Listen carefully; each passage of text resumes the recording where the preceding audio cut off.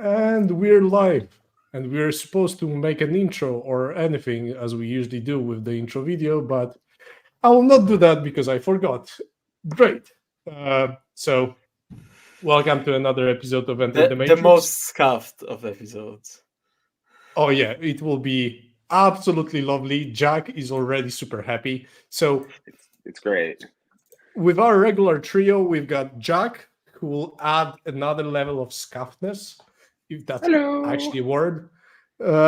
Because Jack, what's your setup? Do you mind telling the audience? So I have a phone that is at like 10%, but don't worry, it's plugged in. We're probably fine. On top of a stuffed turtle in my sister's old room because I'm visiting my family. And my phone is leaning up against a ukulele, and I am on a bed. Let's go. It's great. It's great. We're balling.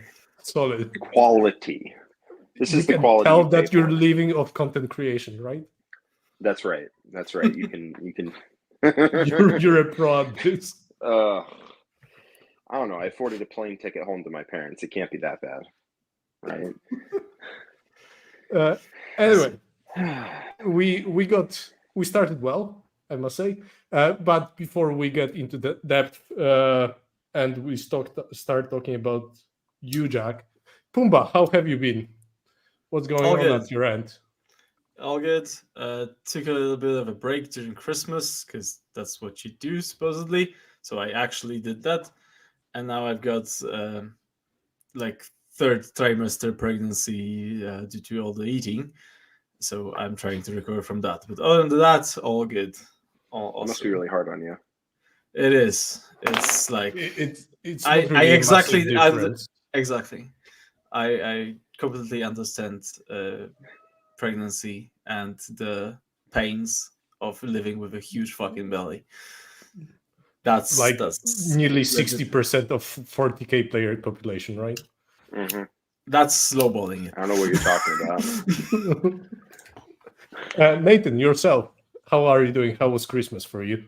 I am great, thanks. I had a good Christmas, went back to go see family. Other than that, pretty much standard. I've always had a fruit pregnancy belly, so join the club. All good. Let's go.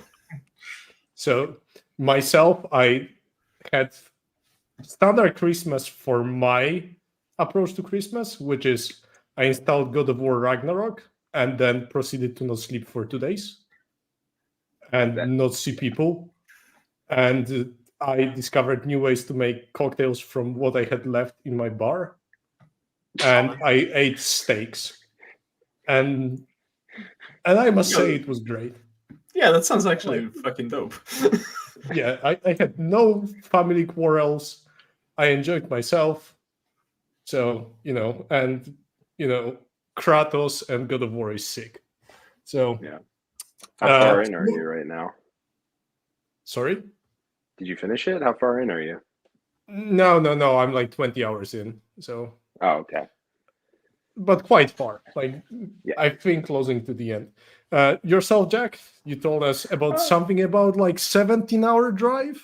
Something like So I didn't actually drive. I flew. But, and boy, are my arms tired.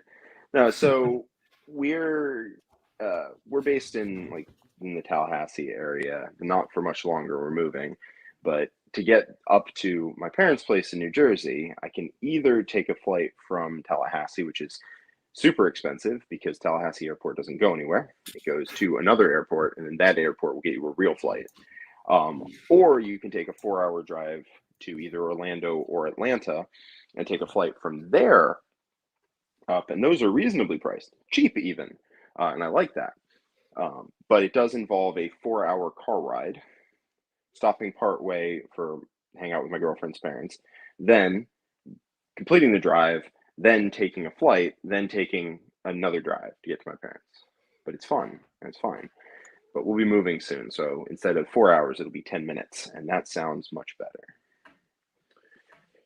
So basically, trailer park by the airport, or yep. What's the plan? Yep. I'll actually just live in the underbellies of the planes. It's the only thing I can afford.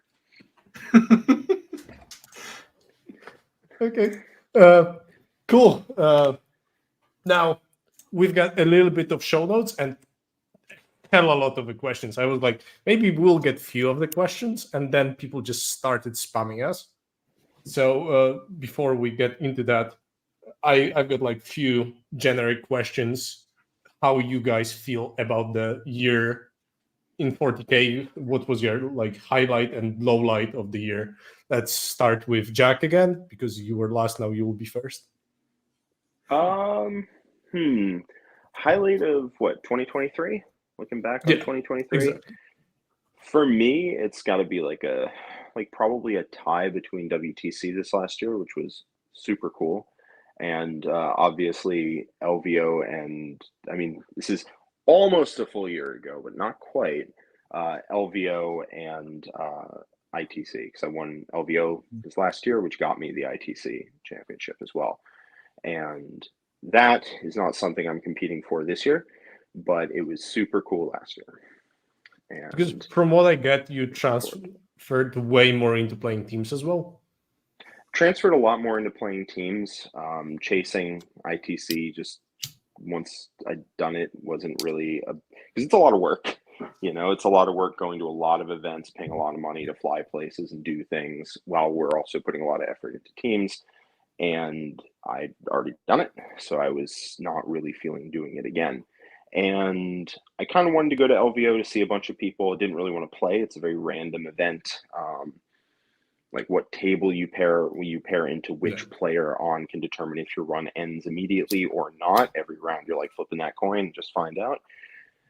And it was very stressful last year. It was incredibly stressful, and I didn't want to do that. So luckily this year I got an offer from War Games Live Joe to commentate alongside him. So I will be doing LVO with him this year as the color commentator, and I think that's a hell of a lot of fun. Also costs significantly less. So that's what we're doing this year. Yeah, exactly. From my experience at WTC, doing the commentating can be a very nice refreshment in terms of how you approach the game. Maybe how do you see that, Nathan? From your end, I feel like you really started to get into the game again, partially because of it. Like it completely revitalized the game for me. Just a constant discussion about it, the mixing of ideas, talking to you guys, obviously from different nations. Still being involved in the WTC without actually having to do with some of the stress and some of the, let's say, player attitudes of certain players. In England? Who do you mean specifically? Just curious.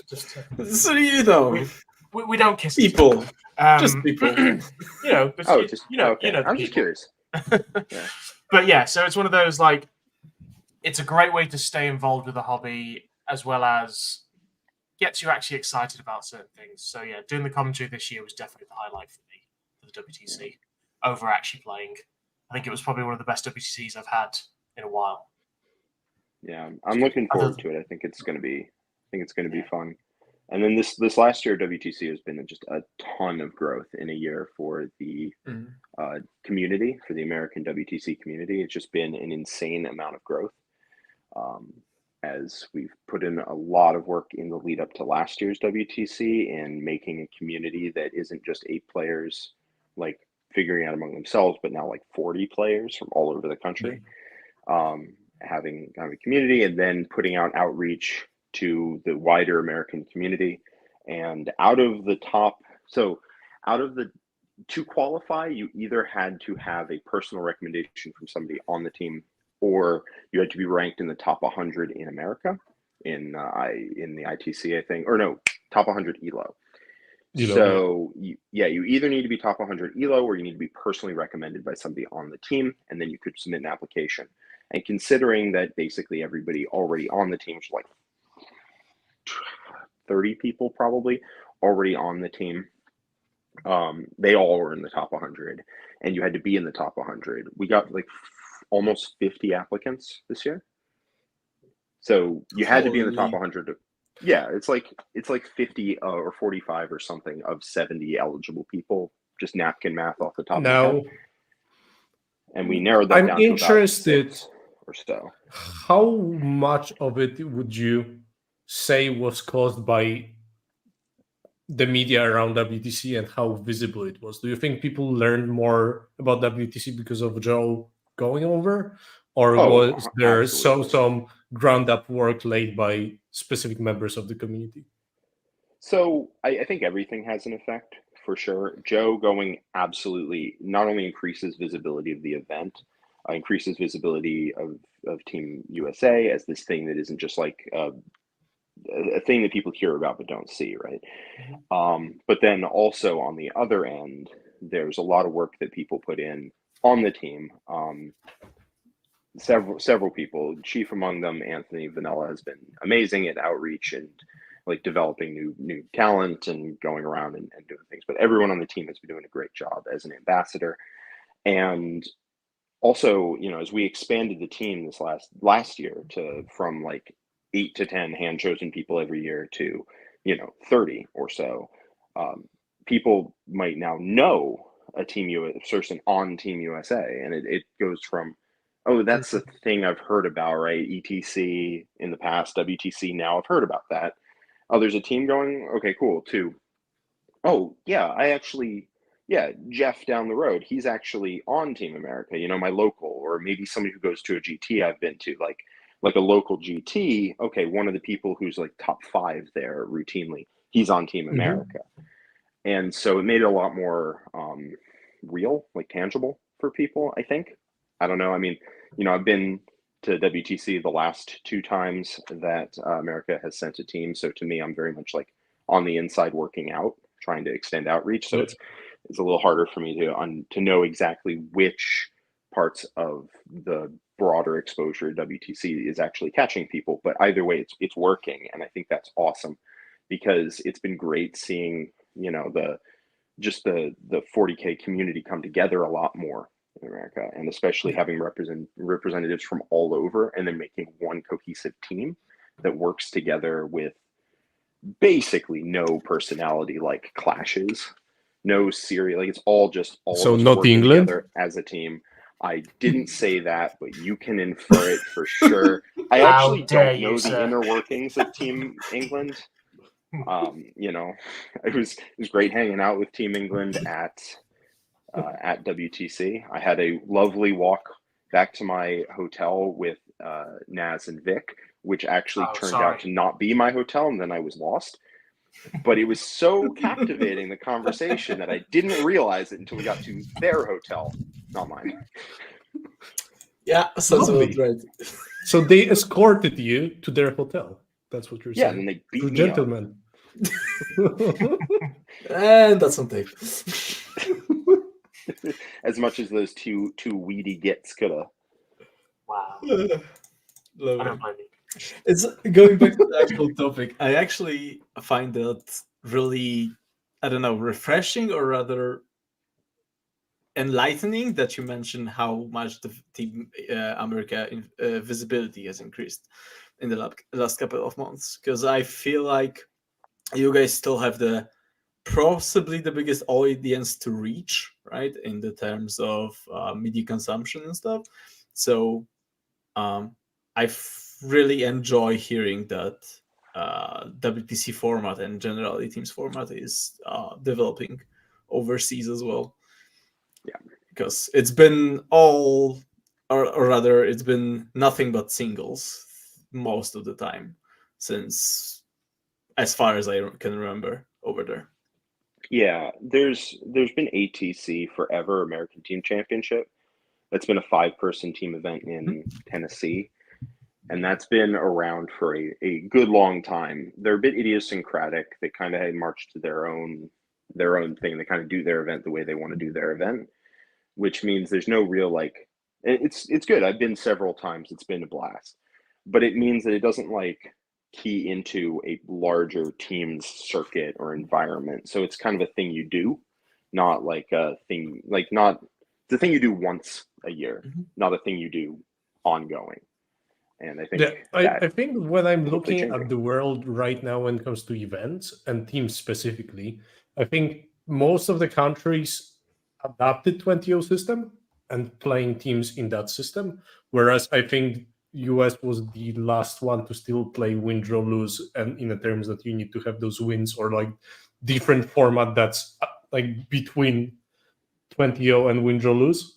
So I think that one might also be a next step to take, because as you know, it changes a lot whether you play for wins or differentials.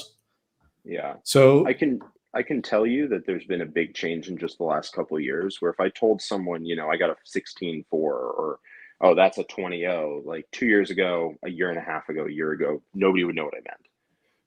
Now you can say that and people know.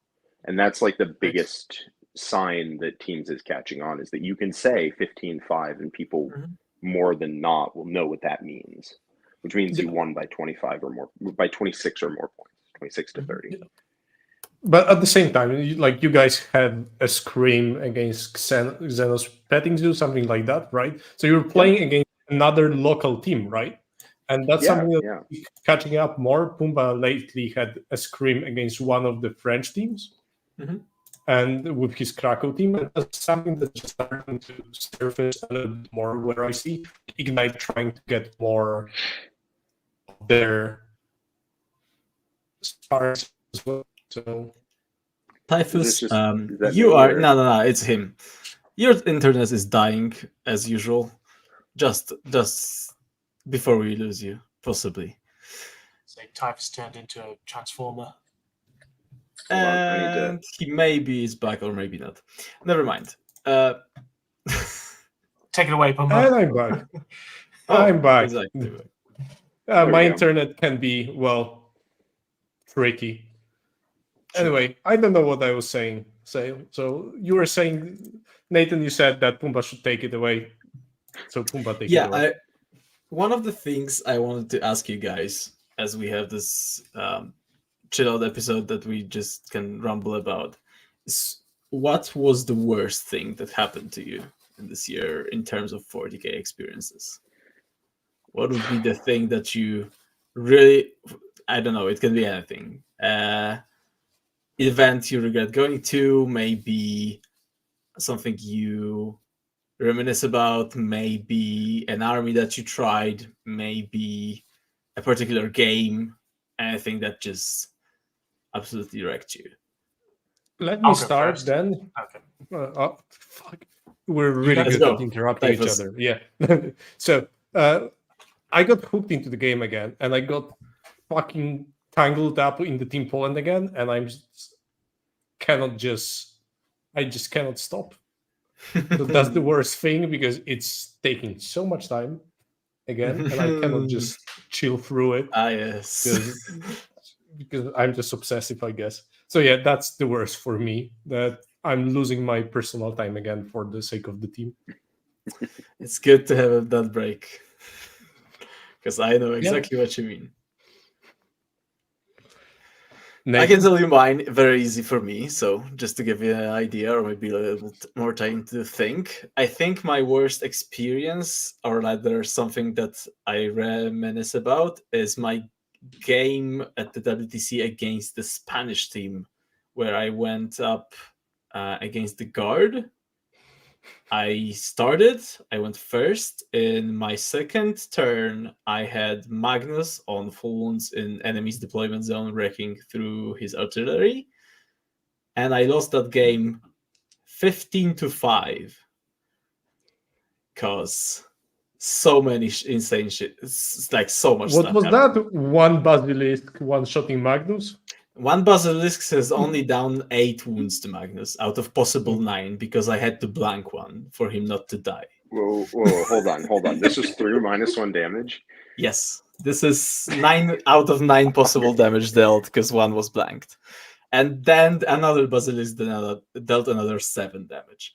So basically, Magnus died to 2 Basilisks straight up. Just fucking maybe one more Mantica or something.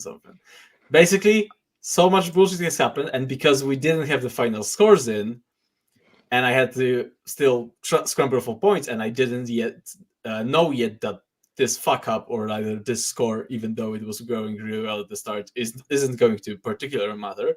I was so fucking mad, going like crazy. I fucked up so bad. So that was one of the worst experiences, because it was way before any of the other scores were in, or rather the final score.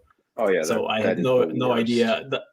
I had that feeling when I knew, due to that all of the shit that happened, we can lose this round just because of that. That was excruciating. Yeah, actually being the first one to finish is the worst thing that can happen to you, from my experience, because then you start thinking about everyone else. You start being stressed about everyone else. Whilst I don't know how it works for you guys. When I play my game, I'm just fully zoned in on my own, and I am not stressed. I'm just in the mode to do what I can do best at this specific moment. And then when you're out and you have 2 hours of watching what's happening, and then you might be just losing to fucking Australia. You might be losing your mind then. So Exactly. definitely quite a bad moment. Oh man, Finishing games early. Ugh. My Grey Knights finished every game. I was the first one to finish every round because the games are just not. I'm a fast player generically. Like I'm pretty fast, like generally most of the time. But I have 3 units, so it's just like I shuffle them, your turn. I shuffle them, your turn. I shuffle them, your turn. You can't really interact with me, so you're not really doing anything either. And the game ends. Like I had a 10-10 draw into Denmark's Custodes in under an hour. And we hit turn 5 and everything just done and dusted. We're good. And every single time I was the first one to watch. So like I would then hop in and help out the coaching staff and, you know, basically take over as like not take over, but like change my role to that of a coach like halfway through every round. And I did watch our round into you guys go from the low side of a draw. That was fun. Draw, but like for about 2 hours, you guys were shitting bricks. Yep, that's exactly the last what hour, happened. not so much. Exactly. No. I can tell. They were. They still were. That was crazy. No. What about you guys? Nathan, You maybe say Nathan, the because worst, you were the supposed worst to be part first. of the year. Maybe some rules that you really fucking disliked, or maybe some Codex rules or anything like that. Everyone loved Rave Knights. So, without starting too much drama, because I'm not going to name names or anything, but Let's go! Oh my! Oh, that's a good intro. The only thing over the last year or so, mostly this year, there's been quite a few instances of bad sportsmanship, and then not a lot in the way of refs doing anything about it. Like there doesn't seem to be punitive action against people who do things or teams or whatever. And it just, obviously, I've been playing competitively for a long time. Every edition, every couple of years, you do get characters and somewhat like that. But it just seems to be there is a little bit now where it would be nice if events or like if there was a bit more of, say, a governing body, not a governing body of everything that's stupidly European, but, you know, just something where it's more like a consistency with we need to kind of stop this nonsense sometimes. And we had a couple of ones recently at Leicester GT. There was a couple of some other events. It's just like let's enjoy the game. Let's not like just try and win at all costs. It'd just be nice just to get away from that a little bit. It's the only take back from this year that I had, where I was like, it's a shame that we have that a little bit in the community. Obviously, that's less than 1% of games, if less than a fraction of a percent of games, but it's still, everybody hears about it. It's weird because you think about those events like Leicester, etc., where you have so many games happening, and at the same time as you were at WTC, you have that comparison, and you know how chill WTC is mostly. Like it's very fair play, and then whenever, as we got used to it, because that was a problem with ETC till I think 2016. I think 2016 was the better year. I think since Neil took over, it got better. But we got used to the game being very nice to play. And it's more of a surprise to us than, for example, to Magic players. Yeah, sure. Yeah. So, but like, there's a certain amount where it's good that we kind of, it still catches us off guard a little bit because it means most of the time you sit down for a 3-hour game and you make a friend by the end of it, and I wouldn't want it to be any other way than that. Just occasionally there are bad actors who come in and take advantage of that system, but not often. Yeah, I think that's fair to say. I think generally still this year has proven that the community is growing in that direction as well, as in even more sportsmanship, even more like look at what happened at World WCW, sorry.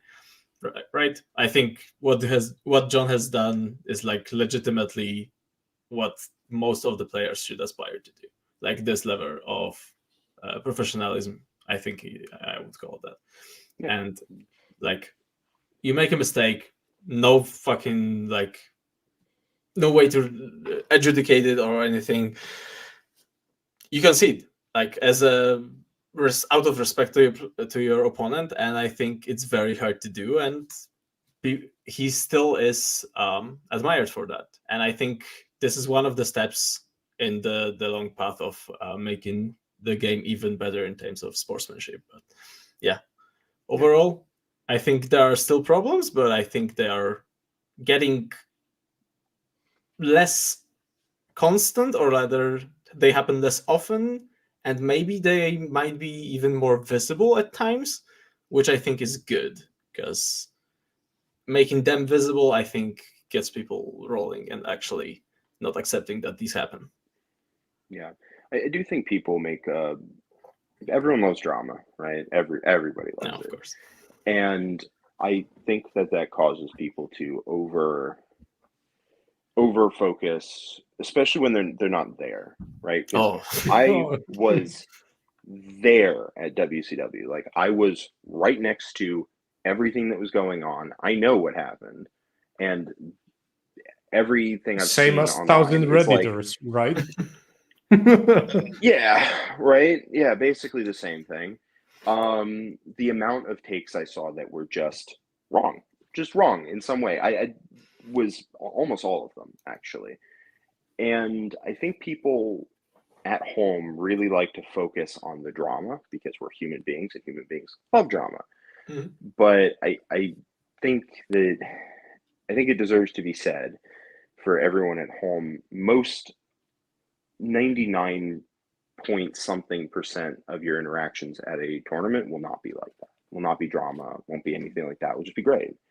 And the competitive scene is great. If you ever want to, if you haven't been to an event ever, it's kind of weird you're watching this, but whatever. But if you've never been to an event, you should give it a shot, really. You make friends, then you're hooked, then you're done. You're stuck in 40K with the rest of us.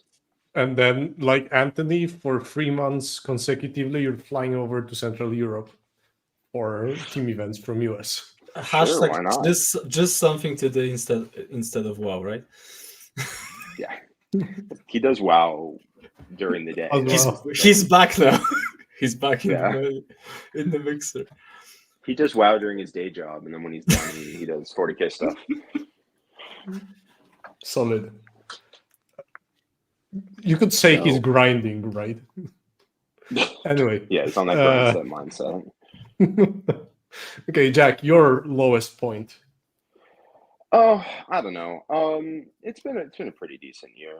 I will say, moving studios does mean that instead of our normal 3 games a week, we've been doing like 6, which is a lot because we had to pre-record everything for like a month and change. So every single day has been get in, do a video in the morning, get that ready, then do it, record it, then lunch, then set up the game for the afternoon, then record a game, then get out, and then that's when once you're done with all of that, that's when you actually get on preparing for stuff in the future coming up, because there's an entire month's worth of content that we have to put out. So it was the last month or so has been a lot of late nights, but I'm not going to complain too much. But it's a lot more 40K than I wanted. That's fair. I will say the game that I lost at WCW wasn't great. I was doing pretty well, and it was unfortunately the Alpha and Omega objective. and I was keeping. Oh no, I was no, keeping- no! Oh no, no, That no! was honestly fine, but the Ugh. problem with it was I messed up, forgot my opponent had something in reserves, and accidentally let him get something onto an objective right on turn 5, and so he scored his first primary points of the game, got a 15 and won barely. I think he won by like 4 or something. And just a tiny little slip up of forgetting he had something in reserves, leaving a gap in my screens. He was able to come in, following turn, walk onto the objective because I just didn't have anything in the zip code. And that wasn't fun. Yeah. Mistakes But, happen. you know, mistakes And it happen. sucks. But They do. You do learn from them. But Yeah, on more absolutely. positive notes, what are you looking forward to the most for the next year? Starting with Nathan. Now you will be first. I guess. Not WTC, Seeing, because I think that's cheating. I was no, going I'm to not just gonna say say that. WT's. That's all I'm looking forward to. Fine. like, I'm ramping up for much more of a busy scene. Like, I think I've got 6 events in the first 3 months. I'm getting back into the game a lot more. Interesting to see where they go with the game, what they change, everything else. Hopefully, Teams stays as good as it is now, with the idea that there are so many viable armies now for teams. Singles It's is crazy. hopefully- Singles is kind of is what it is, but teams seems to be actually the more enjoyable version of the game for me personally at the moment. But yeah, I'm just looking to carry on plodding on. If I don't make Team England, hopefully I can do something in the way of streaming for the WTC. But yeah, just have to see. Pumba? I'm gonna steal one from you, probably, because I'm gonna say Alpine Cup, because I'm so fucking looking forward to Alpine again. The last year it was the best event after actual WTC for me in terms of experience and the whole vibe and everything, and the level of organization or general vibe of the tournament. So this year is gonna be dope as well. So that's definitely something I'm looking most forward to. That or the Champions Cup, I want to say. Is that what it's called? The one organized by FLG in... Yeah, the one in Dallas. Exactly. In September. Yeah. But Because we're coming, Jackie. We're coming to get you. Yeah, okay, sure. Come on. I like bigger men, so you know. Let's go. You're right up my alley.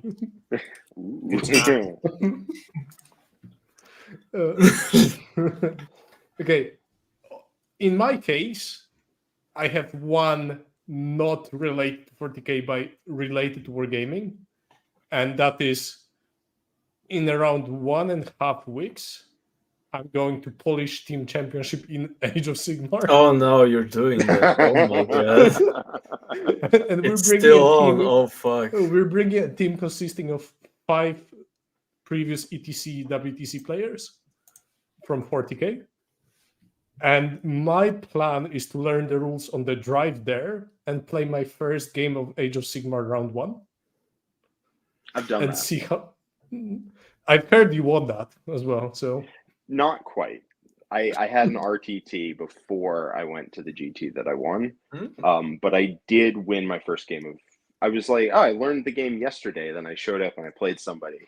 And I will tell you, it gets less fun because you tell them, hey, this is my second game ever. I learned the game yesterday. Let's go. You're asking them basic questions that they know. And then about turn 2, they realize that they're losing. And it's not like fun for either party at that point, to be honest with you. I mean, I will enjoy. Oh no, I don't know about that. I'd be ecstatic. Yeah, so I'm looking forward to that. I read the rules actually, some of it, because I couldn't sleep last night, so I just read them. And I'll be playing the Squeaks army, where what? a bunch of Squig army, goblins you're on doing Squigs? Squigs. Ah, the Gobos. Yes, gobos on Squigs. And I remember I that just army was read the busted rules. like 6 months ago. I don't know if you guys, Nathan, you played 7. We had the absolute lack of pleasure of playing the worst moment of 7. And I just Yeah. read the rules because guys sent me the list. And I was like, I know this thing. I've played Death Stars. And I remember how this worked back in 7th. And I was like, you have 700 points of heroes into that one unit, and that unit destroys suns. And I'm like, cool. I think I can manage doing that. And then it That army resurrects has its been shit. nerfed. Yeah, that army has been nerfed several times.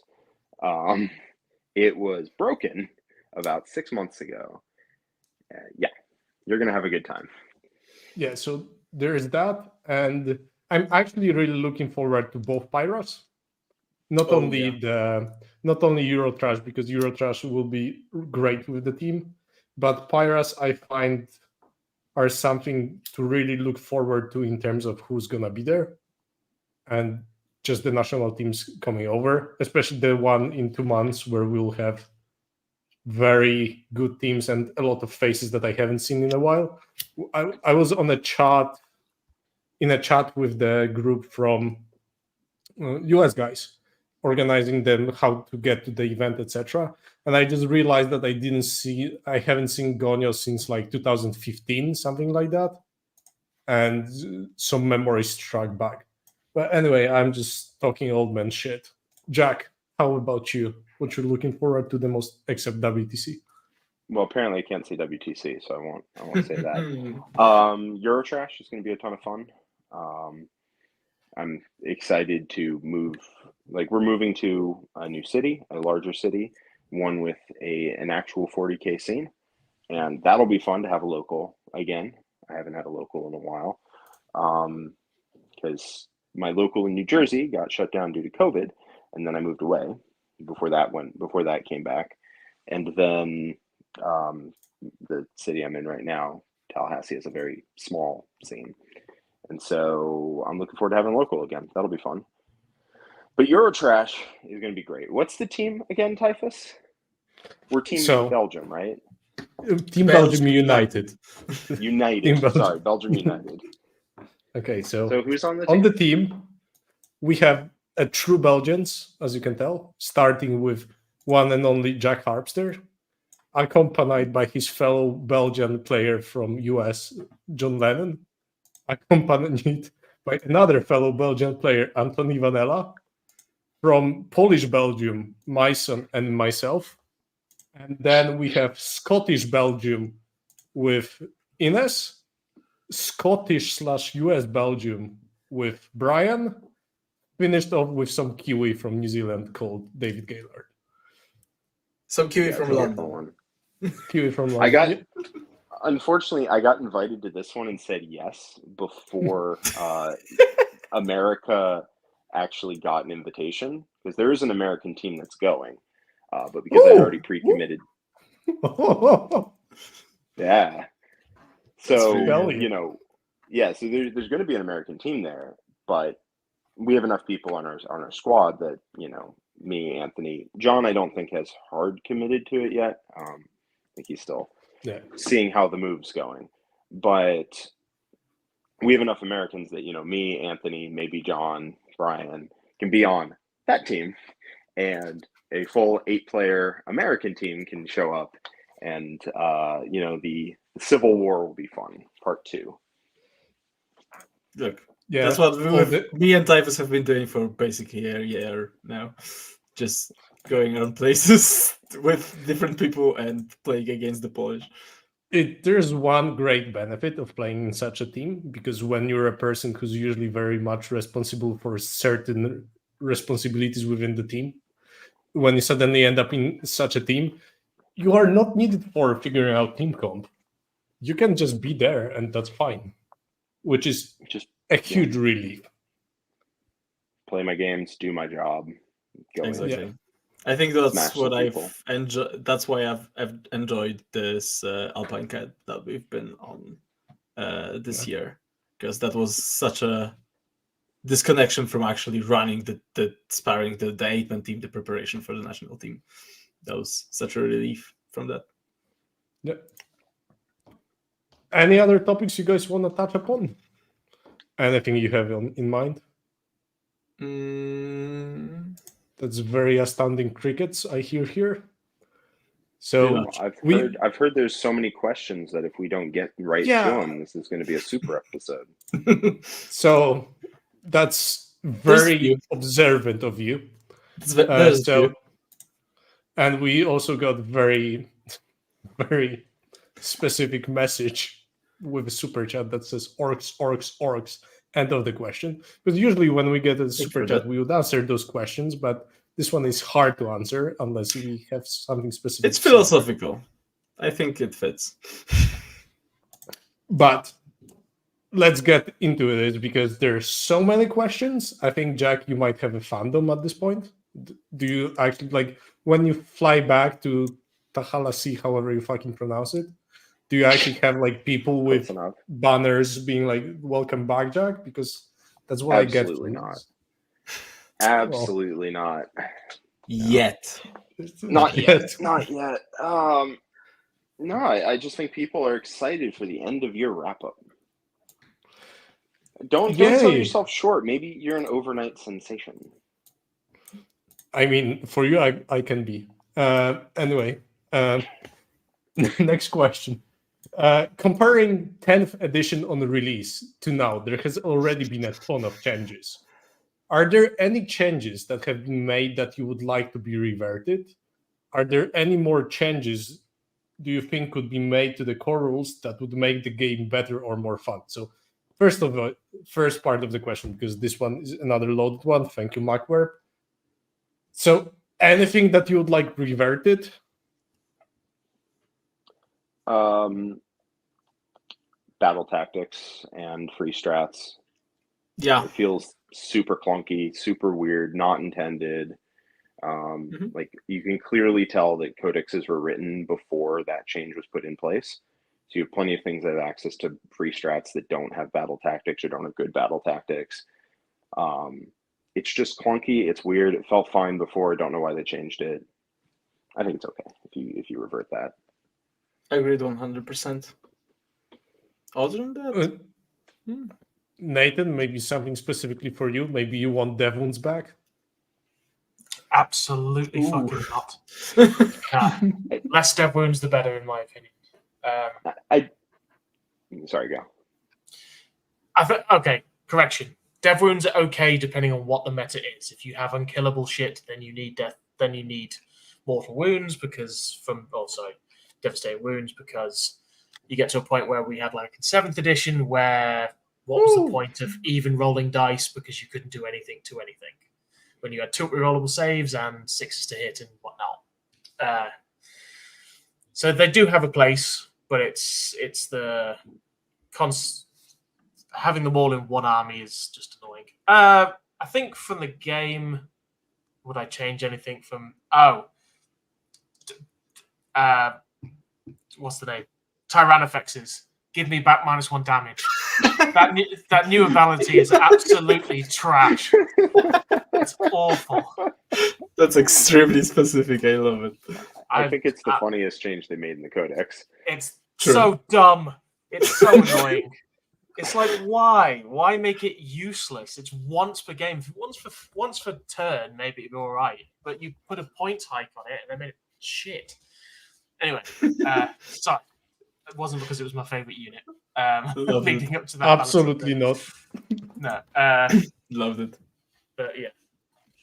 Other than that, I will say I think we're going in the right direction.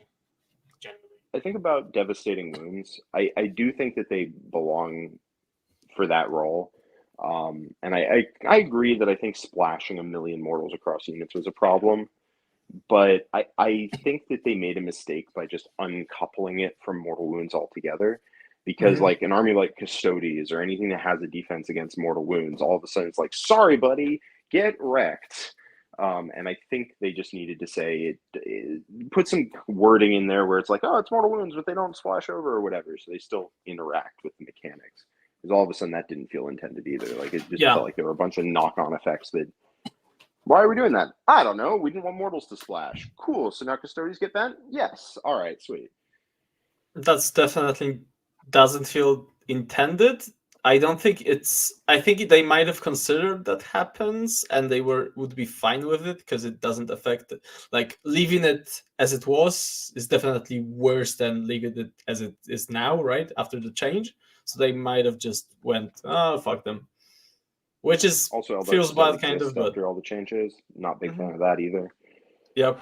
But I think my one would be I would like a more comprehensive FAQ, which we haven't had in a while, especially after the WTCW FAQ that was put out and on the internet for a couple of weeks or something, where it contradicted a lot of how the game was ruled in a lot of different events. So it created a lot of confusion, and that has not actually been cleared up in any way, meaningful way, as in the Atlanta FAQ has not been put into official GW FAQ or otherwise. So we still don't know how some of the things works, and they are quite substantial, like and is like setting up ending a move or not, things like that. Very impactful on very many abilities. So I would like what that to is be ignoring a modifier versus what exactly. isn't ignoring a modifier? Yeah, Yeah. like the Can you GW disembark events, from a transport after you come from reserve, stuff like that. So very who basic stuff, but knows? kind of crucial. Like And you now can't. I it have- can be ruled like differently. I throughout have the one event. thing that I really dislike about 10, and that is power levels. Oh, This is Yeah. something that just annoys me to the bone, because obviously I'm very sister main now, but I look at Retributors and I see Heavy Bolters and Multi-Meltas the same price point, and I'm like, why? Why is this the same price point? Like, what's going on? What's happening here? And I think there's so many cases of this just meaning that you have only one correct loadout on a model, mhm. and I just dislike it. Yeah, I think the only unit that has very significantly different war gear on their unit that isn't just a doy, you take that one, is probably Inceptors. That's the only one. Everything else is like, all right, you take this one weapon, not this other one, because it's much worse. And It's yeah, I actually feel like visible points would how solve that. I think it's kind of become visible how this hampers GW's ability to balance things sometimes, where they now, I think, in the Admic Codex had to split one of the chickens datasheets to actually be different for the tasers on the Dragoons and the Jezzails. So what they've done is remove all the options from datasheets, and they had to split the datasheet into two separate entries just because they decided, no, we cannot price one of them. But they were doing it for a moment, like with land speeders, right?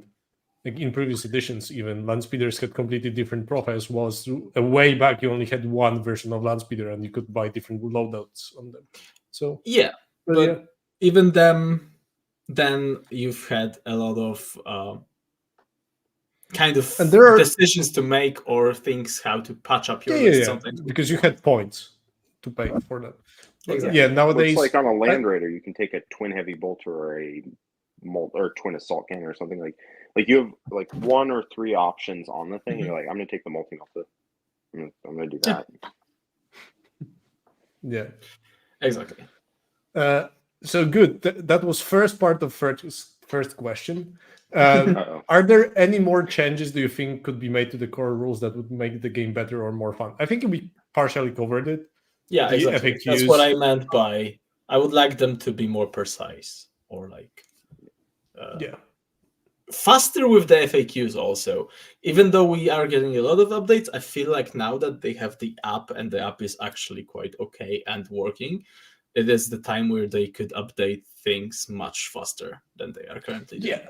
And the app is one thing that I wish they just changed their subscription model. Please, I would pay to have all the rule books and pay a monthly fee. And now I'm back on Wikipedia. You're paying a monthly fee and you have to buy the rule books. Yeah. You don't get access to the rules that you didn't pay for. So that means that if my opponent rocks up and tells me a rule is a rule, I'm just like, okay, seems can't find it. Wikipedia to the rescue again. Well, I really like the app at WTC time, for example. It was so convenient to use. It is very convenient. And everyone was using it, which is also great because you have something streamlined within the whole community. So you are usually then playing on the same rule set and not having typos or anything. Like everyone was adopting that one. It also fixed Cool. list submission, which was the best thing. Oh yeah. Yes. Like, If I could you go on change- BCP now. It's done. Tell me what you guys think of this. You could change one thing of 10th. Why would it be just select the entire fight phase section and just replace it with 9th edition? The entire section about how pile-ins and charges and Okay, all I'm that weird. just be like 9th edition. I disagree. Actually, I thought I- ninth was Really? very. I thought it was very abusable with the. I charge 4 things, 1 kills the whole unit, and then I'm moving 2 units 6 inches, which then impacts the movement. It made things like horde armies able to just like clear the board in 1 turn if you made any mistake with putting something in a charge range. I actually don't dislike 10th combat that much. Actually, It grew on me as well. So it's a I'm bit weird. meat and potatoes, and it's a bit boring, but it's less abusable, which I guess I don't. I mean, when you abuse it, it feels really bad. But Yeah. let's get that one straight. But I it block grew on my me. own charge. Yeah. Exactly. Like, I think what actually would be the compromise, and what I would like to see is them keeping some of the changes and reverting most of them. I think whereas like after you charge, sure, let's say you get the pile-in, or you don't if you don't have an enemy to fight. It's the classic I charge 2 units, 1 kills the whole other squad. What I would like to see is the option to always consolidate. Just that. Like, don't give me 6 inches of movement, but if I charge 2 things just to be a little bit safer than usual, and I wipe the whole fucking unit with 1 squad, don't tell me the other one needs to just stay in the open, possibly because I had to charge that way because or base you to roll base. too much, so you're not within range of objective. Exactly. And you're in the open and you cannot even fucking consolidate like behind the wall slightly just to bother your opponent. I hate Yeah. that. Whenever The you thing have to skew roll too high of a charge roll, it feels really bad. It's awful. Yeah, they tell you where to put your where my models are. You're going to tell me where I have to put my models? Okay, fine. Like that was the biggest shock. Was like I would charge in and it would be like, I guess you rolled a 9 when you needed a 5. That sucks. You're going to actually block out your other charge because you're required to base now. Or you have to do some silly convoluted thing where the guys in the back go first. All right, now he can't. Can we agree that now he cannot get to base? Oh, you think he can get to base over here? Let's whip out my micrometer. Okay, sounds good. Yeah, I think I can. But maybe if I move this guy over here, now I can't base anymore. So now I'm free to do whatever the hell I feel like. Yeah, I think it tries to fix the junk and it's made it more junky, which is basically what everybody said at the beginning of the edition, I think. Like it pretends to fix the junk, but it really doesn't. It does help solve the oopsie daisy. 5 units tagged up on 1 unit, it dies. 5 units now get a free movement phase, which that's probably not okay. Yeah, Let's just agree they all suck. kind of. They'll figure it out eventually. Maybe. Like, to be honest, I started in 4th edition, and that was the worst combat phase I've ever seen because you literally had something go. I charge you, I kill you, I then move 6, and then hit the next unit, and I get to hit that, and then I move 6, and then hit the next unit, and then I hit 6, and hit the next unit. So, like, a unit of 5 Harlequins could kill 9 units in a turn. You go, cool. Or you had Emperor's Champions. Which basically is, by the way, inches. which just is Inari in 7th and 8th. So I don't know what you mean. Yeah. It has been prophesized. We don't learn from history. Yeah. Then we have another question. We're doing great, boys. I'm really proud of us. Okay, so why did you deviate from the violence Mango Vanellas Word Eaters list, Jack? You responded to that one with ice, so you know. The 1975? Yes. The 1975. I really like it. I think mine is either 1995 or 2K. It's very simple. I think if you deviate from my list, you land on Anthony's. If you deviate from his, you land on mine. And the reason I changed his list was a couple reasons. One, Karn's all right. I don't love him as much as other people do. I think he's fine. And I think that spending for a second unit of Berserkers is not really what I want to do. They kind of suck. And then on top of that, I'm paying for a Rhino for the privilege of taking 2 units I'm not super excited about. So I ditched those. In exchange, I love Exalted 8-Bound so much. And so I wanted as many units as I could possibly fit. My list has 3 units of Exalted, 1 unit regulars. And then on top of that, Spawn with a 4-up Feel No Pain are a bastard. And I love them deeply and dearly. And I wanted a couple of units, and they're the best skirmishers you can get your hands on. Because nothing outside of a real concentrated damaging unit will kill Spawn that have a 4-up Feel No Pain. Because they have a 4-up armor, cover almost always. So 3-up armor, 4-up Feel No Pain, 4 wounds, and they heal D3 in each player's command phase. And they take the buffs really well from World Eaters because they get a 4-up Feel No Pain, they start going 10 inches or advancing and charging. They get an extra attack, they go up to strength 6 on the charge. Like they get a lot of those buffs really, really nicely. They get rerolls to hit if they just happen to be near Angron when the fighting goes down, things like that. And for 65, I just wanted a couple cheap skirmish units instead of one more 5-man Zerker with a character in it that can be in one place. I get 3 Exalted 8-Bound and 2 squads of Spawn, which the Spawn can go do Spawn stuff, which I really, really like, having them running around, getting on objectives, and when my opponent finally kills them, I drop a sticky on it, which is not really something Karn's unit can do that well. But Karn's unit is not bad. Like it's not bad to have it, to have an extra 5-man plus Karn in it. I mean, although the Karn usually goes in the 10-man, the Duke goes in the 5-man, but whatever. I just wanted a few more skirmish units. I wanted another unit of Exalted, and I've been happy with the list so far. I would run my version, Anthony would run his version, and we're both happy with it. Agreed. I think I've played both over rather extremely similar variations, and it's a toss-up. Then there's a question from Quentin. How do you feel about Farseer shooting Jack? There's some. I Why do they have assume 4 guns? What are we doing here? Every time I'm like, oh, all right, the only thing that can shoot me is like 1 Night Spinner and a Farseer, and then I shot a Farseer with 3 Bolter Inceptors and the Chain Cannon and Multi-Melta off a Land Raider. It lived, obviously. It then proceeded to shoot back and kill 2 of my Inceptors. I was mad. Why do they shoot so hard? Why do they have so many guns? Why are none of them pistol? Why? What is going on? Because Eldar. Yeah. Legitimately. That's the best They answer. still have a pistol in case they need to be in combat. They just don't need to use that alongside their 4 other weapons. Sometimes you need to Thanks, do an Gordon. action in combat, right? So Obviously. okay. When it comes to making yourself a better teams player, is it better to have a suite of factions that you can play consistently, or to be associated with a certain playstyle, aggro, control, etc., that you can bring into any army? Nathan, I'll ask you this one. Would it be an absolute cop-out to say both? Preferably, I think, don't be so one-minded with your approach to teams. If you play one army and one army only, and then your army sucks when it comes to selection, unfortunately, that puts you in a difficult position, unless you're willing to go and learn and play a different army. But that's always a bit of a gamble. Play style, I've always felt historically has been more useful, but I don't think the team's meta is as much of that style anymore.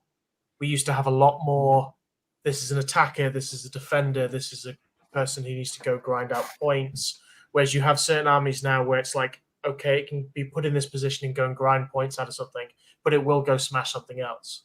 So I think you do actually kind of have to balance both now, which is kind of what makes it the hardest it's been in a while to really show how good of a teams player someone is. I don't know how you guys feel about it. No, I agree. We've had this. The perfect meta kind of also means it's very hard to choose and hard to differentiate even players playing armies, because some of the games I've seen, especially recently, it's really hard to adjust if something very specific in the game, say the mission or some card draws, didn't decide the matchup almost as much as maybe small mistakes did. I think there's like another layer. I think when you're playing a completely new rule set, like new edition dropping in, or a huge change in like a balanced data slate or whatever, new tournament pack, it's good to be more of a playstyle player for the team reason, because then you'll probably need to switch an army because something will be completely bad, and your faction you will not be able to play. But when we're currently in a state of the game that we know most of the factions will remain unchanged or only slightly changed till next WTC, next Teams event, I think being very proficient in your army has way more benefits than being a playstyle player. That's my opinion. So I think the different play styles they would be like, it's like a sliding scale kind of between someone who's trying to keep a bad matchup as close as possible versus someone who's trying to take a good matchup and try and blow it out as hard as possible, right? And then in the middle, you have people who just kind of play whatever matchup they're put in. And I don't think it's nearly as important as it used to be. For 8-mans, it used to be you'd have like 3 attackers and a main defender and an off defender and like. I don't think that matters quite as much, but I think you definitely still end up with someone who is on an army that's designed to keep games close. It's designed to try to draw out bad matchups, and it's going to be taking bad matchups almost all the time. And they have to keep that game close. And I do think that matters. And then similarly, there's people who, like, this is mine, Anthony's job really, whose job is to take an army that looks to beat your face in, and you put it into something whose face it can beat in, and then you just let it go. And that's why you play Grey Knights. That, yeah, we're not doing that again this year. Last year, that was not my role. My role was just to draw everything. But usually, like the year before, I was on Tau just trying to blow people out as hard as possible. And I can tell you this year, I'm going to be on the Smash Face army. But I think that it is important to be able to do those roles. I think there's people who can't, right? There's people who, if you hand them bad matchups, three or so games in, they're going to just be worthless, right? Like there's some people who can lose 5 times in a row and be totally okay with it. And that's like a temperament sort of deal. And that's great, right? Because you're not going to win every game. It's teams. And oftentimes you're going to lose 5-6 games in a row if you're the dedicated punching bag. You just want to lose as few points as possible. And then similarly, on the other hand, someone who, it's a high stress, high pressure environment getting really good matchups, because it's not just you have a good matchup, now play your game. It's all right. We need a blowout from you. Your opponent is going to be trying to not lose by a lot. We need you to put yourself in danger. We need you to take hits to give hits. And we need you to blow this person out. Like, we need you to get a 16 or whatever to the team. Like, a 14 doesn't cut it. We need you to go for the throat, and you're going to put yourself in danger to do it. And that can also be very stressful. There's some people who can't. But when you're also playing that, you also need to know your army ins and out to know how much pressure you can apply, so it doesn't crumble. So there's also that layer that, even though you're a playstyle specialist and you're more thriving in the high pressure situations, gunning for those high scores, you still need to be very well versed with your faction. So absolutely. So I think it's important, but I don't think it's nearly as important as it used to be. It's like, are you capable of doing that? Like, are you capable of being in that role of keeping games close? All right, then you can do that. I find that more often than not, people have problems with being the guy who's taking bad matchups than the other way around. Yeah, usually.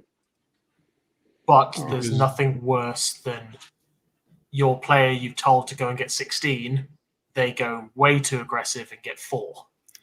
Because that's the biggest swinging points, whereas you have sometimes the put forward who went, I think I'll get 9, and they got 6. Or actually they got like 11. I find the smaller swings. So for me personally, I always preferred being the put forward player who stole points off people, just trolled Mhm. people and did everything else. whereas some Yes. people are Exactly. always the better I agree. people to go and smash people. Yeah, I mean, if your team's asking, if you're like, I can't promise anything this matchup, right? I can promise you like a 3. Mhm. You know, this matchup's horrific. That game is like oddly peaceful because Sure. if Oh, you So less stressful. try your best, yeah, if you try your best and you get smashed, nobody blames you. If you're good, like if it's a good team, nobody blames you. It's fine, right? You were in a bad matchup, you did your best, whatever. But if you come home with an 8, you're getting like put on people's shoulders. True. So I think that's cool. What was the biggest culture shock for you going from Jersey to Florida? Jack? Seeing palm trees. Honestly, I've never really seen palm trees before, and they're just like everywhere. I was like, oh, they're real. Huh. That's interesting. Okay. Then there's a question that I will just skip. Sorry, Preston. Which faction could warp the current meta the most after a change, whether it's nerfing their counters or through points rules changes? Pumba, what's your take on it? I think it might be Sisters, which is a weird answer, I think. But if things like if some of the top armies get nerfed, I think Sisters will struggle to have any bad matchups in particular unless they get hit as well. I think I'm high enough now on Sisters that I think this army is absolutely terrifying in the right hands and is able to draw or rather play with anybody for the win, but it's going to be still difficult against some of the armies if things like Eldar, CSM. CSM is actually favorable for Sisters, but I think it might be, yeah. But the other thing is, I have no clue how good Sisters are into the new Necrons, which I feel like it might be a difficult matchup I for them. had But I'm not lovely sure. Christmas if with Gito playing that game from 11 p.m. till 3 a.m. And we already know it's not that great for Sisters. Yeah, No, I I've would played it. expect I've it. played that game as well. I played the Necron half into Nick playing his sisters, and it's rough. It's rough to Yeah. see. They can't kill Yeah. wraiths. They just I thought for so. love nor money, they just can't get there. So that's a problem for them potentially, yes. But generally, I am a little bit scared of Necrons coming on top of the meta after their Codex. I think they are very visibly strong. Yeah, Necrons are good. I think they have the problem of if you can answer yes to the can you do enough damage question, they just don't really have anything to do about it. They move slow on the Catans. The Wraiths don't hit hard. You can tie them up with Rhinos. So if you can kill them, they can't really stop you from just applying your damage over and over again, which I do think will keep them in check. A lot of the higher damage, like Space Marine builds, World Eaters in particular, sounds awful for Necrons to me. But I don't know. We'll have to see as they pair into more things. I actually think this is the kind of next step of Necron evolution where I actually believe the Hypercrypt, the teleporting detachment, is going to be the best one. Whereas They have some gross rules in there. Exactly, where the Cryptex and the Wraiths detachment is going to be the basic one where you take that because it's kind of a stat check. Let's call it that. With the Hypercrypt, I think you can pull off a lot more tricks, and it's kind of this detachment that's going to be favor the better player, let's say.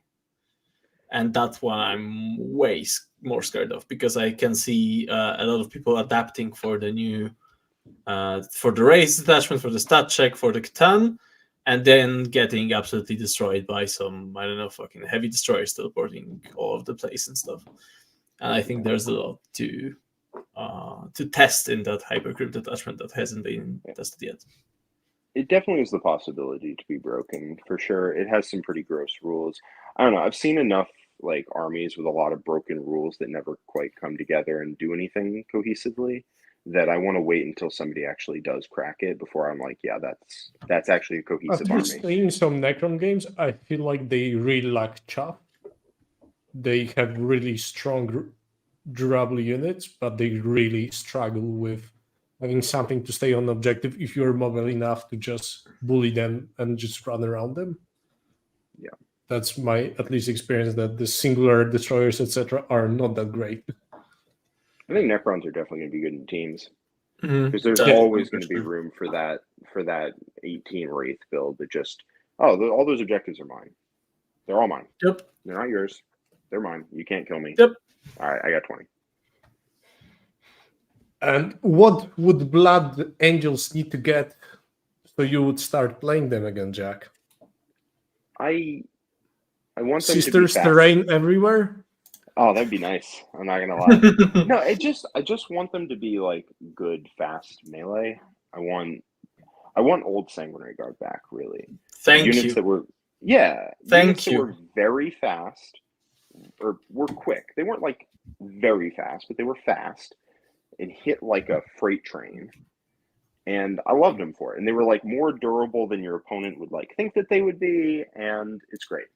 But currently what they are is just they feel kind of generic. Like they hit about as hard as a Blade Guard. And which Blade Guard don't hit that hard. They're not very durable. Like you can take one, they're overpriced. They're still overpriced, even though they went down.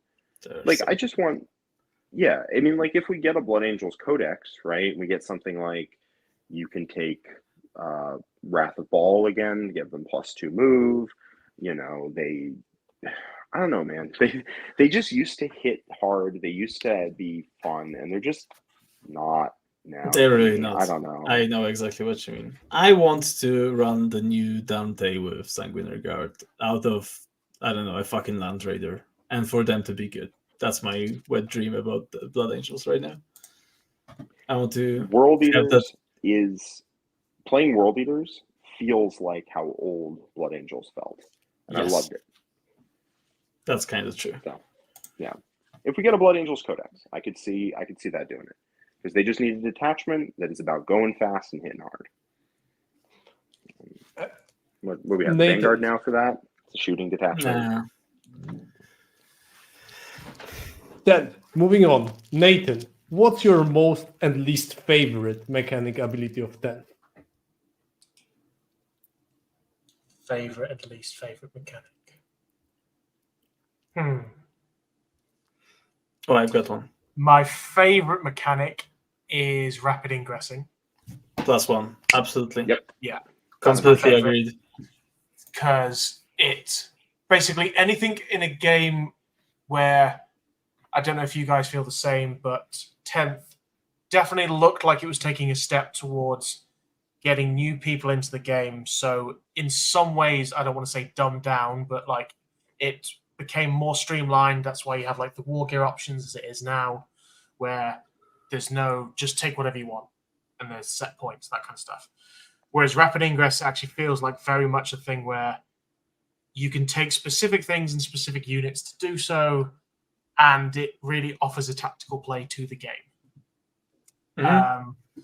Things, least favorite mechanics. I don't think it should go back to 9th edition, but Heroic Intervention sucks ass right now. Yeah. What else do I not like about 10th? Overwatch kind of dumb. Yeah, Overwatch could be tweaked a little bit more to not be as oppressive as it is in some ways. I think it's not so much the rule set, it's maybe a little bit more, say, the terrain that we have. We've built all the terrain in 9th edition so we could all hide our armies, whereas now gun lines are less crazy now, so you have cheap units in rhinos that just trade better than everybody else's, which just seems to be like you either have them or you don't have them. That's, while I like a more MSU-based meta, that can be a little bit of its own kind of stat check, where I just can't deal with you having a rhino stuck in the middle of it's sat in the corner of a terrain piece, just being able to dump off a unit when it wants to do something. Other than that, I can't think of. Maybe come back to me. I've got Indirect one fire actually. kind of silly. They took a step backwards with that. My favorite would be, I think, the new fly, because it sucks. Yeah, it's pointless. Yeah. Which I love, by the way. It's one of my favorite changes that they've done. Is actually Oh, really? killing. Yes, absolutely. I think slowing the game down was a good decision. I think it made it more interesting. I think it also reduced the number of factions that are kind of have and have nots, being everybody that has wheels and elves, and their transports and vehicles being so much, like, so obnoxiously better than everybody else. And the game, even if you are playing a shooting army, combined with the terrain rules and the new terrain packs, the games feel a little bit slower in that sense, where you possibly now cannot just throw, I don't know, 8 fucking Harlequin bolts 22 inches through walls, through everything, and just ignore every single terrain piece in the game. Nothing like this exists anymore, which kind of means that no line of sight shooting is even better, but I think it's generally cancerous, and I think it could be as well removed from the game. I'm going to be honest, but overall, slowing the game down by removing fly from being a thing legitimately, because it's almost non-existent, is actually good. That's my hot take. I think I love the fact that we need to plan ahead. We have this positional kind of battle instead of one person just moving, I don't know, fucking, I need to rotate over this wall with my rhino, so I go to here, and the other person just picking up a bolt, fucking throwing it 24 inches away, right? I think that reduced. Yep. Mm-hmm. Go ahead. Sorry, to add to that, I'm kind of glad that we don't have a flyer meta either. The actual plane. Same thing for me. As well. Mm-hmm. They're waiting to be broken, though. True. Like, I feel that they have old school towering, and they're this tall. Like, they're waiting to be broken. It's just they haven't made a good flyer yet. Which thank you. I've got a couple of actually playable flyers on my mind, but I know there's a couple of Europeans that think that the Stormhawk Interceptor. No, like that's a good ass. vehicle. No. That's some Scottish. Just somewhere fucking, over on that's that side of the over pond. the fucking British Canal. We don't talk about those people. We no longer accept Naz. No, but overall, no flyers in the game, and the fly mechanic being legitimately bad is what I like about this edition. And I have another thing I didn't mention, but it cropped to my mind quite quickly, and that's new fight first. How it works with the sequencing of fight first units with in the fight phase. I really like that it now became a very strong defensive role. That means that those units are a real problem to deal with. And I really like it compared to previously, because in previous edition you would just fight with a unit that would strike the fight first unit first, and that would be just done. So I really I like that quite a bit too. I think Fight Last leaving the game is a bit of a miss. I think they could have kept Fight Last, but I think Fight First change is really, really nice, because it is something you can get around, right? You can your opponent has a really nasty unit that fights first in the center of the board. Like, you can get around that. It just requires a lot more effort, a lot more resources, and that's fine. That's how defensive mechanics should work. So yeah, I think that's a really good catch. I think Fight First is a great change. Wish they kept Fight Last. I feel like that dynamic would be cool, but yeah. I can easily see why they decided to drop it, right? It's the streamlining thing. And yeah, it's also feels bad, right? But exactly. Yeah, all the fight lasts now are fight firsts, effectively. Exactly. Just streamlined. So the Nurgle one is just a fight first now, just to make it way more streamlined. Even though it makes no sense, but I know what you mean. Yeah. I think indirect fire. They had his -1 ballistic skill +1 save, and that was enough to make it fine. Although I think that they should just delete it from the game entirely, and it'll be weird from a thematic sense, but ultimately it'd be better for the game on a whole if they just deleted indirect fire. But whatever. But they had it as -1 ballistic skill, +1 save, and it was good. It worked, and indirect pieces were still fine, but they were balanced.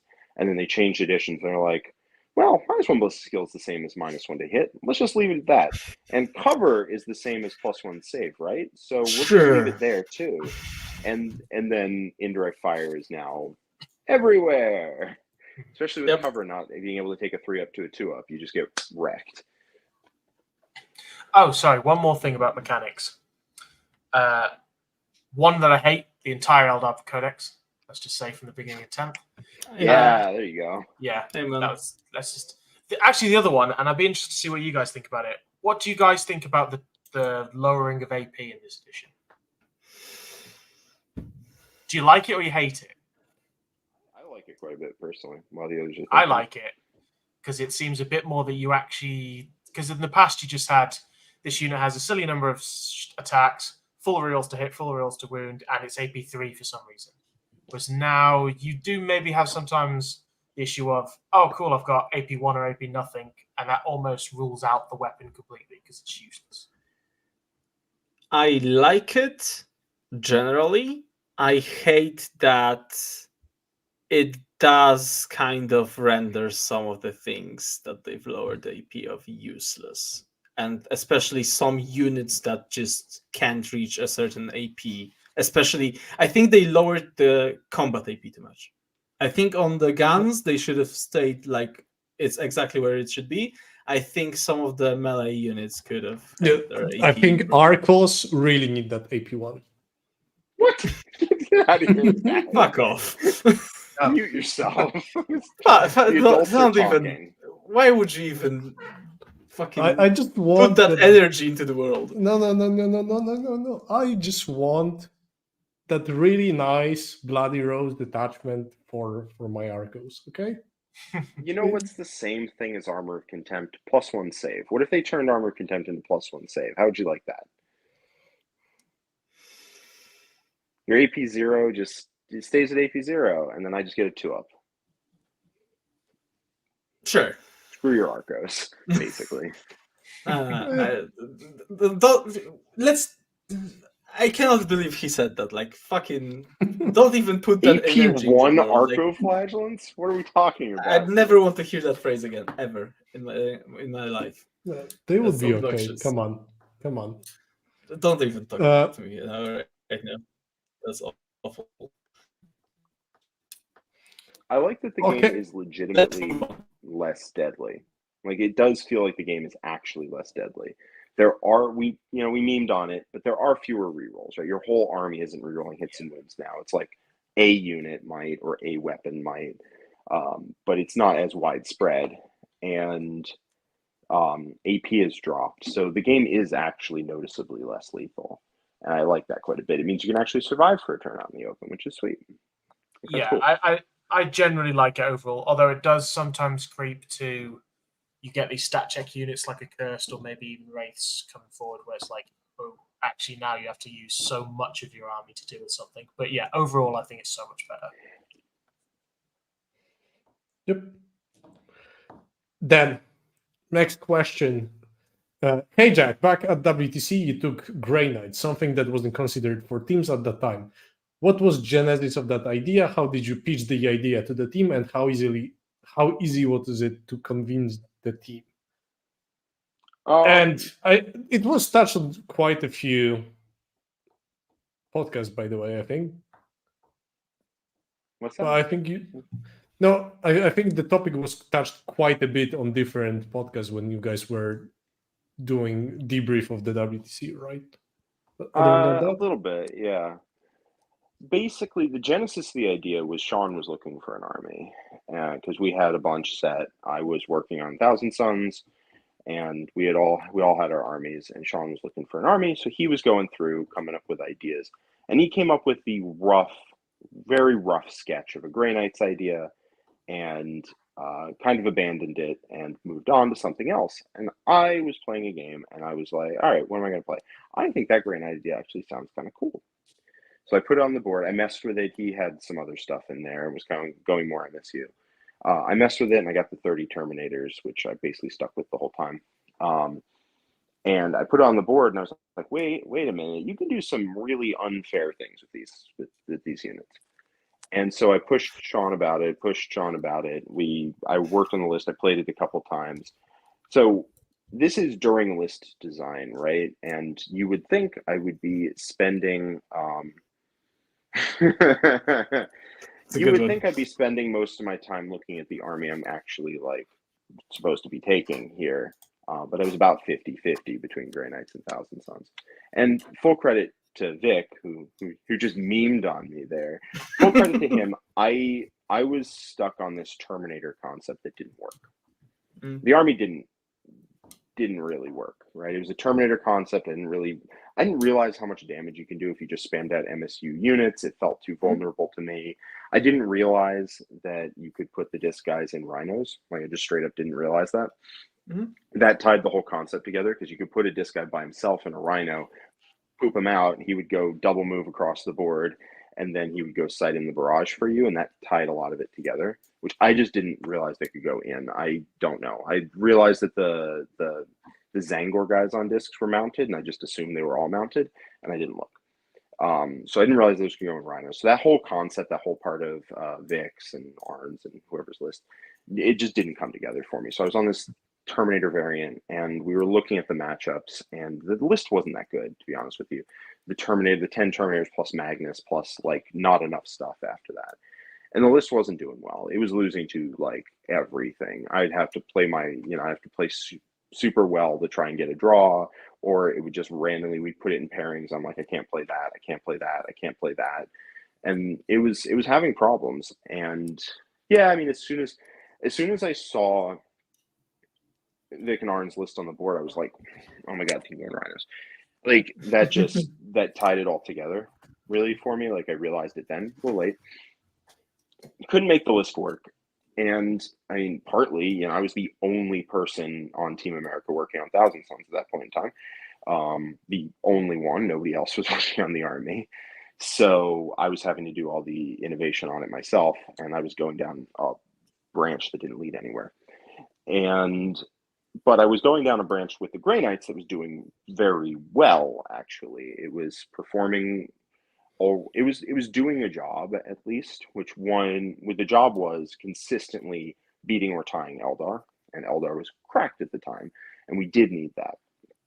So it was doing well, and then it was doing well in pairings. It was doing well, like, when I was playing it, and the Thousand Sons weren't doing well in pairings. They were just getting bullied.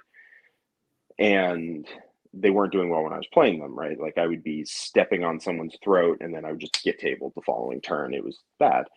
So with enough of that happening, some people weren't on board, some people were on board, but ultimately it was basically which army do you actually believe in? And I did not have the Thousand Sons where I was happy with it. So we ended up dropping that and picking up the Grey Knights. And the Grey Knights, I mean, obviously didn't step on necks the way Thousand Sons would, but they did their job really well.